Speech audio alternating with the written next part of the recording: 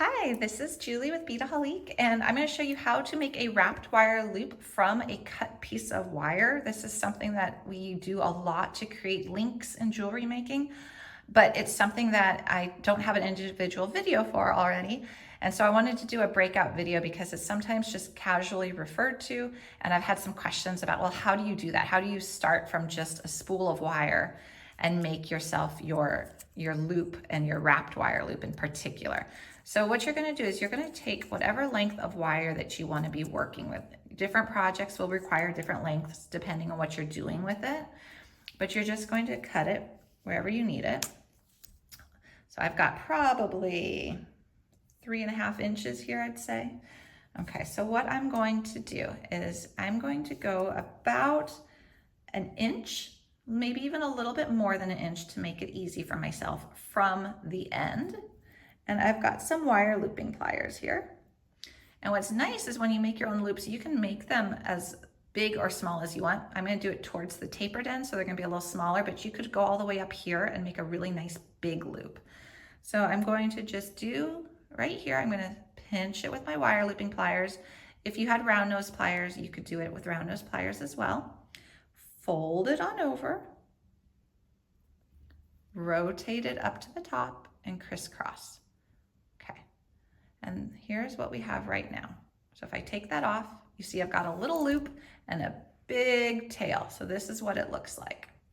So now what you want to do is you want to take your chain nose plier and you are going to grab that loop and you're going to hold on to it with your chain nose plier.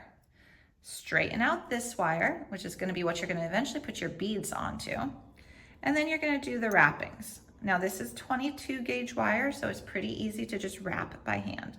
So I'm just going to do a couple wraps around what is the wire that I'm going to put my beads onto. And after I've got a couple wraps, you'll see it looks like that. I'm going to go in and trim my wire. If you can, catch your wire end before it flies off. And then I also want to tuck my wire end in a little bit so it's nice and neat. And then I also want to straighten up my loop. Okay, so you see we have a nice loop that's been wrapped on our wire, and then we can use this length to put on a bead. So I'm just going to put on a bead right here and just slide it on, and you see it's got that nice wrapping to it. And then you would just continue putting more beads on or do another wrapped wire loop or whatever you want to do with your design. So I have another sample here that I was working on earlier where I made a bigger loop.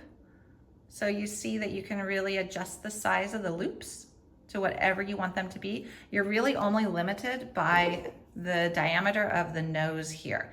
So closer up here, you're gonna have a small, tight little loop. Back here, you're gonna have a much larger loop. And that's same with round nose if you're not using wire looping. It's gonna be the same concept.